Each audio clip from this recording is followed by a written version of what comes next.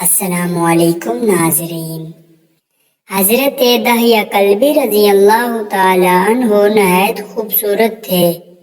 تفسیر نگار لکھتے ہیں کہ آپ کا حسن اس قدر تھا کہ عرب کی عورتیں دروازوں کے پیچھے کھڑے ہو کر یعنی چھپ کر حضرت داہیہ کلبی رضی اللہ تعالیٰ عنہ کو دیکھا کرتی تھیں، لیکن اس وقت آپ مسلمان نہیں ہوئے تھے۔ ایک دن سرور کونین تاجدار مدینہ حضرت محمد مصطفیٰ صلی اللہ علیہ وسلم کی نظر حضرت داہیہ کلبی پر پڑی۔ آپ صلی اللہ علیہ وسلم نے حضرت داہیہ کلبی کے چہرے کو دیکھا کہ اتنا حسین نوجوان ہے۔ آپ نے رات کو اللہ تعالیٰ کی بارگاہ میں دعا مانگی، یا اللہ اتنا خوبصورت نوجوان بنایا ہے، اس کے دل میں اسلام کی محبت ڈال دے، اسے مسلمان کر دے، اتنے حسین نوجوان کو جہنم سے بچا لے۔ رات کو آپ نے دعا فرمائی۔ صبح حضرت داہیہ کلبی رضی اللہ تعالیٰ عنہ آپ صلی اللہ علیہ وسلم کی خدمت میں حاضر ہو گئے۔ حضرت داہیہ کلبی رضی اللہ تعالیٰ عنہ کہنے لگے، اے اللہ کے رسول، بتائیں آپ کیا احکام لے کر آئے ہیں؟ آپ صلی اللہ علیہ وسلم نے فرمایا، میں اللہ کا رسول ہوں اور اللہ واحد ہے، اس کا کوئی شریک نہیں۔ پھر توحید و رسالت کے بارے میں حضرت داہیہ کلبی کو بتایا۔ حضرت داہیہ کلبی نے کہا، اللہ کے نبی، میں مسلمان تو ہو جاؤں، لیکن ایک بات کا ہر وقت ڈر لگا رہتا ہے، ایک گناہ میں نے ایسا کیا ہے کہ آپ کا اللہ مجھے کبھی معاف نہیں کرے گا۔ آپ نے فرمایا، اے داہیہ بتا تو نے کیسا گناہ کیا ہے؟ حضرت داہیہ کلبی نے کہا، یا رسول اللہ، میں اپنے قبیلے کا سربراہ ہوں اور ہمارے ہاں بیٹیوں کی پیدائش پر انہیں زندہ دفن کیا جاتا ہے۔ میں کیونکہ قبیلے کا سردار ہوں، اس لیے میں نے 70 گھروں کی بیٹیوں کو زندہ دفن کیا ہے۔ آپ کا رب مجھے کبھی معاف نہیں کرے گا۔ اسی وقت حضرت جبرائیل امین علیہ السلام حاضر ہوئے۔ یا رسول اللہ صلی اللہ علیہ وسلم، اللہ سلام کہتا ہے اور فرماتا ہے کہ اسے کہیں اب تک جو ہو گیا وہ ہو گیا، اس کے بعد ایسا گناہ کبھی نہ کرنا، ہم نے معاف کر دیا۔ حضرت داہیہ کلبی آپ کی زبان سے یہ بات سن کر رونے لگے۔ آپ نے فرمایا، داہیہ اب کیا ہوا، کیوں روتے ہو؟ حضرت داہیہ کلبی کہنے لگے، یا رسول اللہ صلی اللہ علیہ وسلم، میرا ایک گناہ اور بھی ہے جسے آپ کا رب کبھی معاف نہیں کرے گا۔ آپ نے فرمایا، داہیہ کیسا گناہ، بتاؤ تو صحیح۔ حضرت داہیہ کلبی رضی اللہ تعالیٰ عنہ فرمانے لگے، یا رسول اللہ صلی اللہ علیہ وسلم، میری بیوی حاملہ تھی اور مجھے کسی کام کی غرض سے دوسرے ملک جانا تھا۔ میں نے جاتے ہوئے بیوی کو کہا کہ اگر بیٹا ہوا تو اس کی پرورش کرنا، اگر بیٹی ہوئی تو اسے زندہ دفن کر دینا۔ داہیہ روتے جا رہے ہیں اور واقعہ سناتے جا رہے ہیں۔ میں واپس بہت عرصہ بعد گھر آیا تو میں نے دروازے پر دستک دی۔ اتنے میں ایک چھوٹی سی بچی نے دروازہ کھولا اور پوچھا، کون؟ میں نے کہا، تم کون ہو؟ تو وہ بچی بولی، میں اس گھر کے مالک کی بیٹی ہوں، آپ کون ہیں؟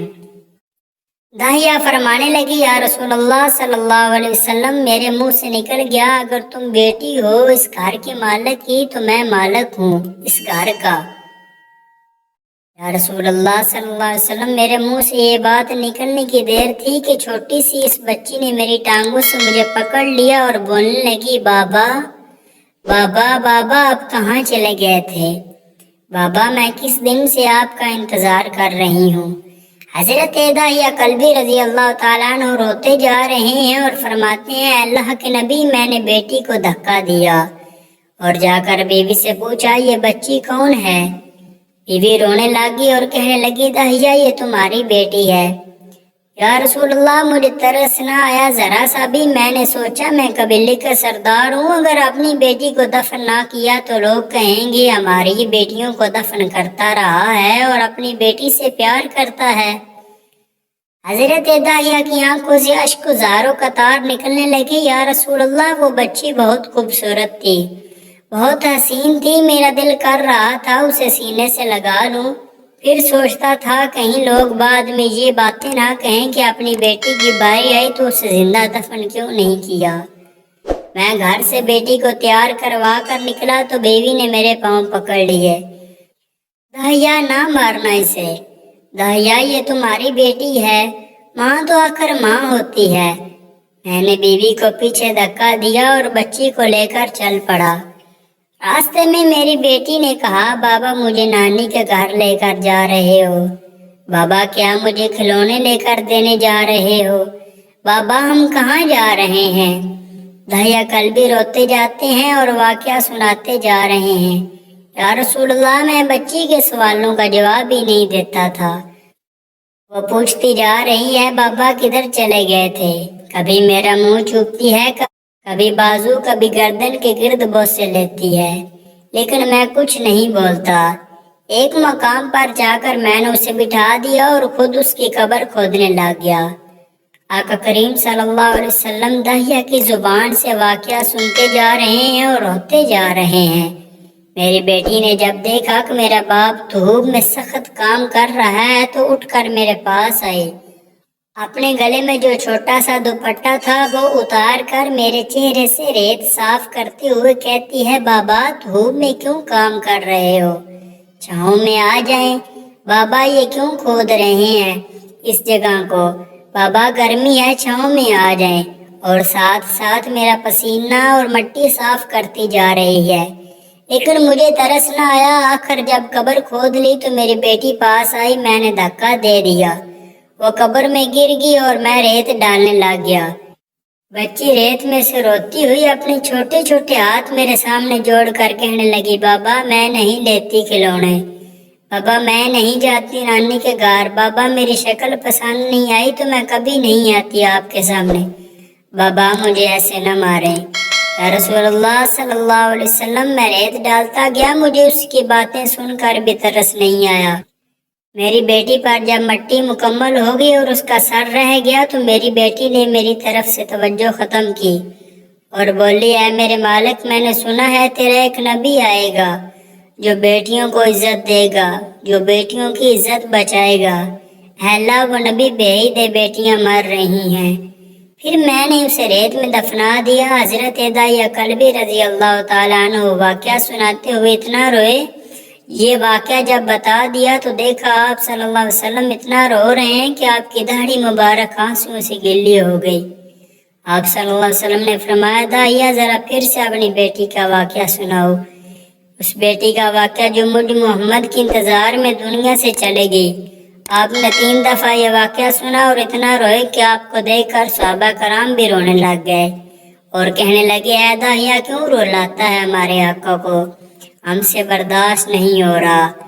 آپ نے حضرت داہیہ سے 3 بار واقعہ سنا تو حضرت داہیہ کی رو رو کر کوئی حالت نہ رہی۔ اتنے میں حضرت جبرائیل علیہ السلام حاضر ہوئے اور فرمایا یا رسول اللہ صلی اللہ علیہ وسلم، اللہ سلام کہتا ہے اور فرماتا ہے کہ اے محبوب صلی اللہ علیہ وسلم داہیہ کو کہہ دیں وہ اس وقت تھا جب اس نے اللہ اور آپ کو نہیں مانا تھا، اب مجھ کو اور آپ کو اس نے مان لیا ہے تو داہیہ کا یہ گناہ بھی ہم نے معاف کر دیا۔